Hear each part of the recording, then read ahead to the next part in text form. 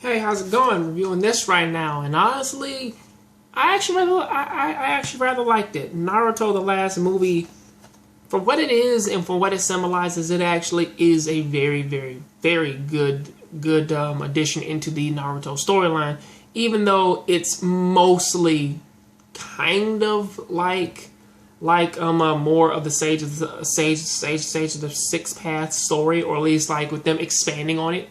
Or at least like it feels as though it's that like our villain in this series really wasn't a villain, but just more or less like or at least like a guy who just sort of like just misunderstood something for all these years, and then sort of kind of like just steamroll like out of control. But either way, the story of Naruto, the last movie, surrounds itself completely around the idea of Naruto and Hinata confessing their love for one another. Hinata doing it in her own way in the beginning, and Naruto not getting it until they go on this crazy mission to like rescue Hinata's sister and pretty much, or at least rescue Hanabi, because I don't know what happened to any of the other Hyuga clan members. But either way, it seems though as that our main villain of this series, like Tonari, I believe, because he's Tonari Osatsuki, somebody who is descendant from who was a close descendant to the younger brother of the Sage of the Six Paths, Hamura Osatsuki, the brother who stayed who pretty much established like his foothold in the moon and said, "I'm gonna watch over the statue of the Ten Tails."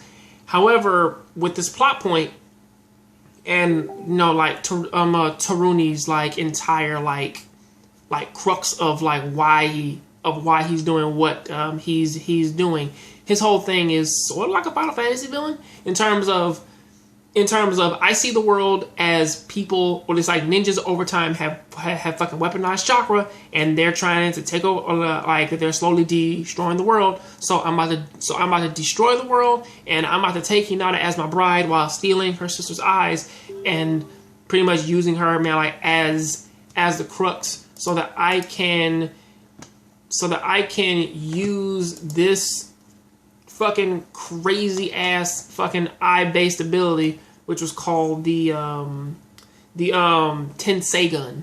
The Tenseigun, which at first it actually really didn't even seem to be like an eye-based ability. It actually seemed to be a device, which is something that as the story goes on, is something in which that his family used, which was the lower branch to take out the higher branch, the one that was closer to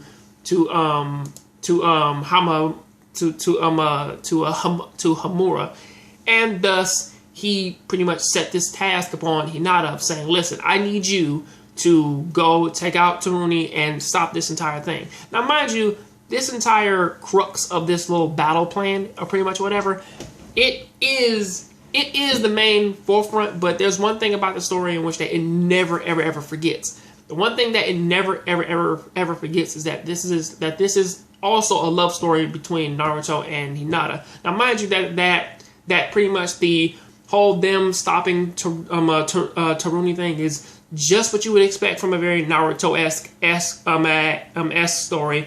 Every character gets their due. Every character does something to where that they don't feel left out or like unused, or pretty much every character has their purpose in place, and you see them just long enough to where that it doesn't feel as though that you skimped this character up on some time or something like that, which is actually pretty nice.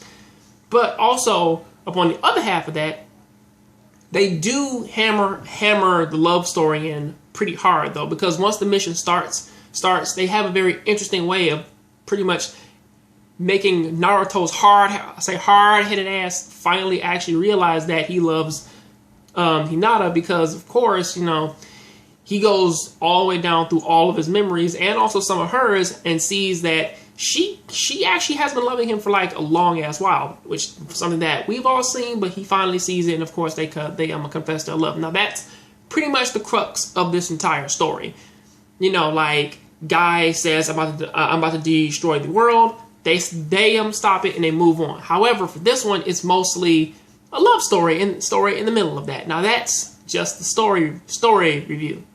To talk about a few things that actually kind of happened in the story, however, that I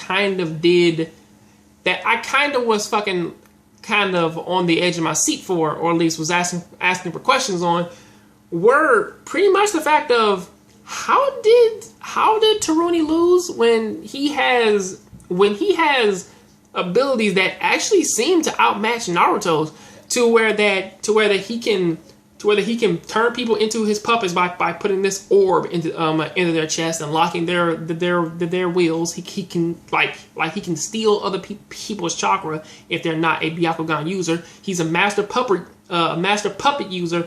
And at the end of the series, when he did gain the Tenseigan, the I version, is he gained the ability to slice the moon in half. So I'm like, I don't get how he lost. Oh wait, he lost because Naruto also has the power of love, and because he loves Hinata, he can mimic a lot of Taruni's abilities and reach into people and take out his and crush Taruni's power. And also he has the ability to stop Taruni's final flash and stop him with a broken scarf and the power of love, and mix that in, man, with a little bit of orange power, and apparently he has the ability to fucking stop him now. Stuff like that. And also, I was also thinking about that too, of saying, at the end of the series, in case nobody out there, if you've seen this movie and you didn't notice it yet, when the fuck did Naruto gain the ability to shoot the fucking Kamehameha? Because I swear, at the end of that, when they were, in that little pool area with him and Hinata, he fired off a fucking Kamehameha. That shit was fucking crazy. But also looking at everything that sort of happened in this, though, fights were amazing, the story was great. Every ninja kind of did their part, well, except for Kakashi, because, I think that they sort of just didn't have him do anything, so that Sasuke could come in, have his cool-ass moment, the nomad with no home. I don't know where the fuck he was going, or what the hell he was doing.